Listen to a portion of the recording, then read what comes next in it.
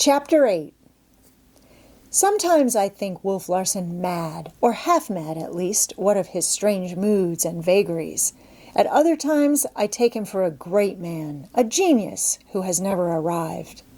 And finally I am convinced that he is the perfect type of the primitive man, born 1,000 years or generations too late, and an anachronism in this culminating century of civilization. He is certainly an individualist of the most pronounced type. Not only that, but he is very lonely.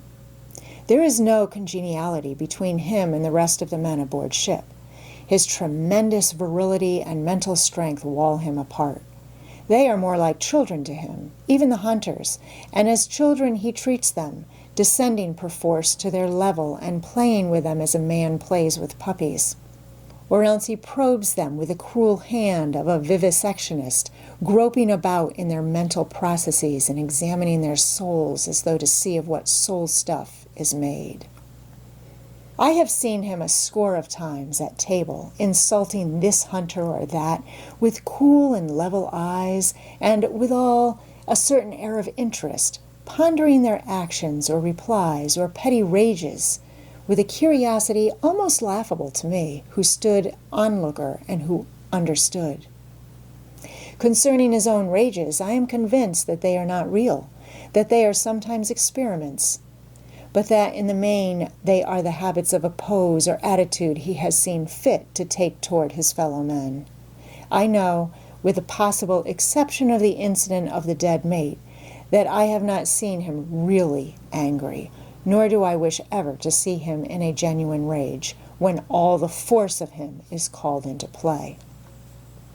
While on the question of vagaries, I shall tell what befell Thomas Mugridge in the cabin, and at the same time complete an incident upon which I have already touched once or twice. The 12 o'clock dinner was over one day, and I had just finished putting the cabin in order, when Wolf Larson and Thomas Mugridge descended the companion stairs. Though the cook had a cubbyhole of a stateroom opening off from the cabin, in the cabin itself he had never dared to linger or to be seen, and he flitted to and fro once or twice a day, a timid spectre.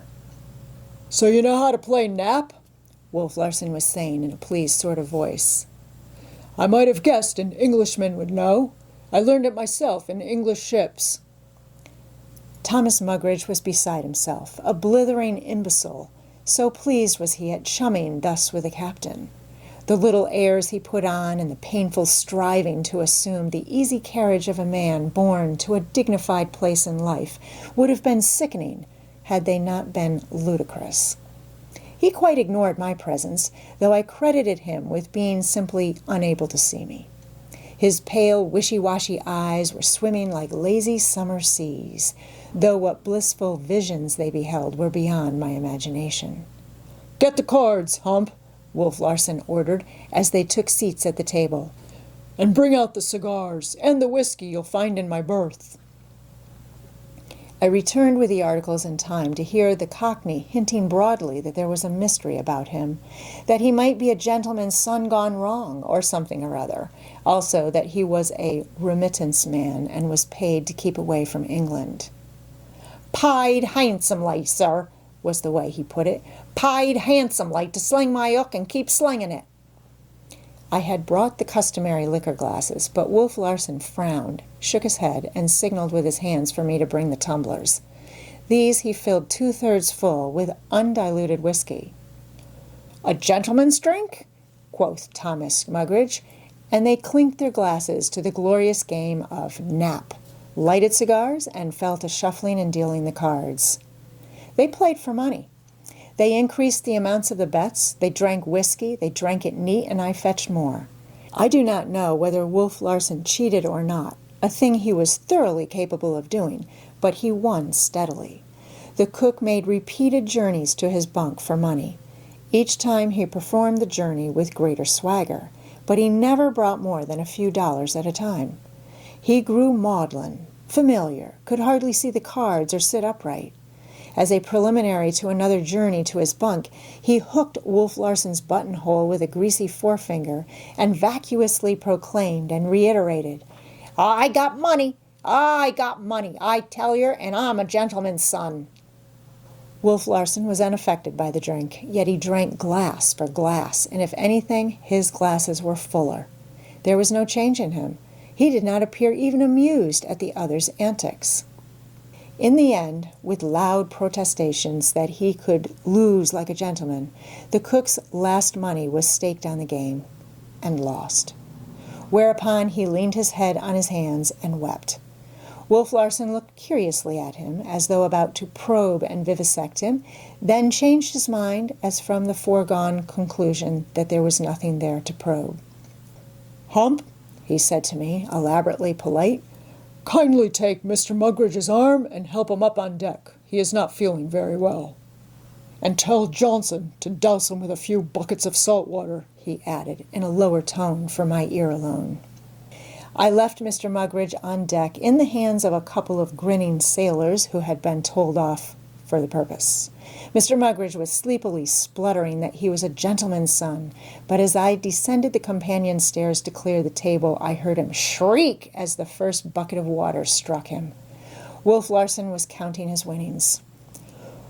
$185 even, he said aloud. "Just as I thought. The beggar came aboard without a cent." "And what you have won is mine, sir," I said boldly. He favored me with a quizzical smile. "Hump, I have studied some grammar in my time, and I think your tenses are tangled. Was mine. You should have said, not is mine." "It is a question, not of grammar, but of ethics," I answered. It was possibly a minute before he spoke. "Do you know, Hump," he said, with a slow seriousness which had in it an indefinable strain of sadness, "that this is the first time I have heard the word ethics in the mouth of a man. You and I are the only men on this ship who know its meaning.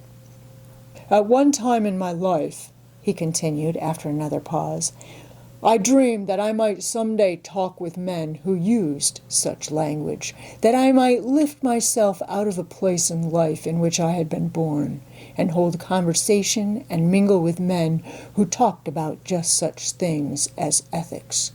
And this is the first time I have ever heard the word pronounced, which is all, by the way, for you are wrong. It is a question neither of grammar nor ethics, but of fact." "I understand," I said. "The fact is that you have the money." His face brightened. He seemed pleased at my perspicacity. "But it is avoiding the real question," I continued, "which is one of right." "Ah," he remarked with a wry pucker of his mouth, "I see you still believe in such things as right and wrong." "But don't you? At all?" I demanded. "Not the least bit. Might is right, and that is all there is to it. Weakness is wrong, which is a very poor way of saying that it is good for oneself to be strong and evil for oneself to be weak. Or better yet, it is pleasurable to be strong because of the profits, painful to be weak because of the penalties. Just now, the possession of this money is a pleasurable thing. It is good for one to possess it. Being able to possess it, I wrong myself and the life that is in me if I give it to you and forego the pleasure of possessing it." "But you wrong me by withholding it," I objected. "Not at all. One man cannot wrong another man. He can only wrong himself. As I see it, I do wrong always when I consider the interests of others. Don't you see? How can two particles of the yeast wrong each other by striving to devour each other? It is their inborn heritage to strive to devour, and to strive not to be devoured. When they depart from this, they sin." "Then you don't believe in altruism?" I asked. He received the word as if it had a familiar ring, though he pondered it thoughtfully. "Let me see. It means something about cooperation, doesn't it?"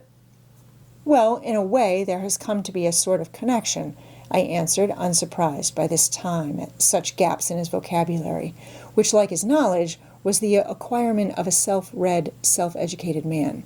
whom no one had directed in his studies, and who had thought much and talked little or not at all. An altruistic act is an act performed for the welfare of others. It is unselfish as opposed to an act performed for self, which is selfish. He nodded his head. Oh, yes, I remember it now. I ran across it in Spencer. Spencer? I cried. Have you read him? Not very much, was his confession. I understood quite a good deal of first principles, but his biology took the wind out of my sails, and his psychology left me butting around in the doldrums for many a day. I honestly could not understand what he was driving at. I put it down to mental deficiency on my part, but since then I have decided that it was for want of preparation. I had no proper basis. Only Spencer and myself know how hard I hammered. But I did get something out of his Data of Ethics. There's where I ran across altruism, and I remember now how it was used. I wondered what this man could have got from such a work. Spencer, I remembered enough to know that altruism was imperative to his ideal of highest conduct. Wolf Larson, evidently, had sifted the great philosopher's teachings, rejecting and selecting according to his needs and desires. What else did you run across? I asked. His brows drew in slightly with a mental effort of suitably phrasing thoughts which he had never before put into speech. I felt an elation of spirit. I was groping into his soul stuff as he made a practice of groping in the soul stuff of others. I was exploring virgin territory. A terribly strange region was unrolling itself before my eyes. In a few words as possible, he began, Spencer puts it something like this. First, a man must act for his own benefit. To do this is to be moral and good. Next, he must act for the benefit of his children. And third, he must act for the benefit of his race. And the highest, finest, right conduct, I interjected, is that act which benefits at the same time the man, his children, and his race. I wouldn't stand for that, he replied. Couldn't see the necessity for it, nor the common sense. I cut out the race and the children. I would sacrifice nothing for them. It's just so much slush and sentiment, and you must see it yourself, at least for one who does not believe in eternal life. With immortality before me, altruism would be a paying business proposition. I might elevate my soul to all kinds of altitudes, but with nothing eternal before me but death, given for a brief spell this yeasty crawling and squirming which is called life, why, it would be immoral for me to perform any act that was a sacrifice. Any sacrifice that makes me lose one crawl or squirm is foolish. And not only foolish, for it is a wrong against myself and a wicked thing. I must not lose one crawl or squirm if I am to get the most out of the ferment.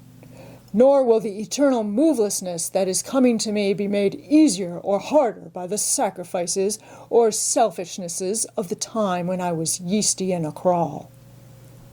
Then you are an individualist, a materialist, and logically a hedonist.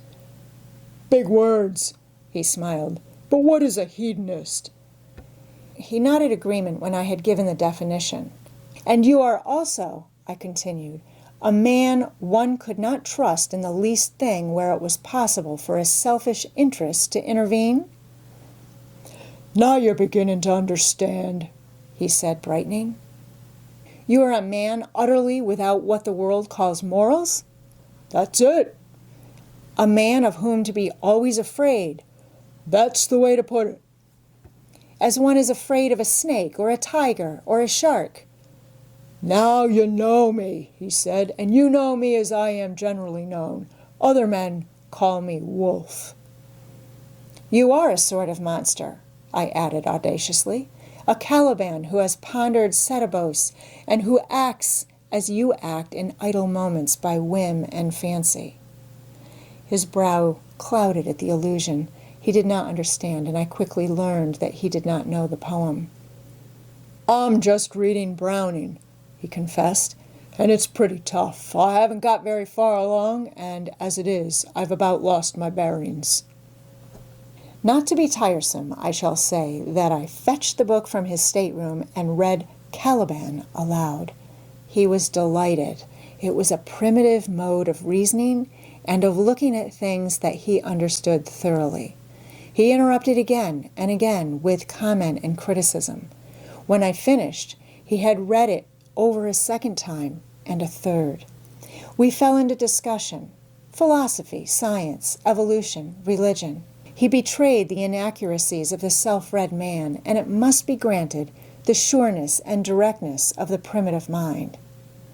The very simplicity of his reasoning was its strength, and his materialism was far more compelling than the subtly complex materialism of Charlie Faruseth. Not that I, a confirmed, and as Faruseth phrased it, a temperamental idealist, was to be compelled, but that Wolf Larson stormed the last strongholds of my faith with a vigor that received respect, while not accorded conviction. Time passed. Supper was at hand, and the table not laid.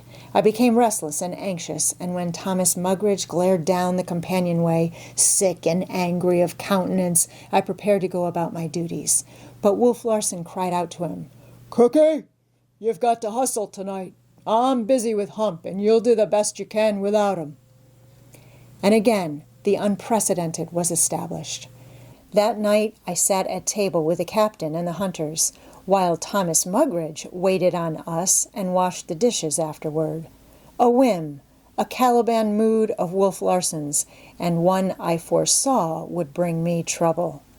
In the meantime, we talked and talked, much to the disgust of the hunters, who could not understand a word.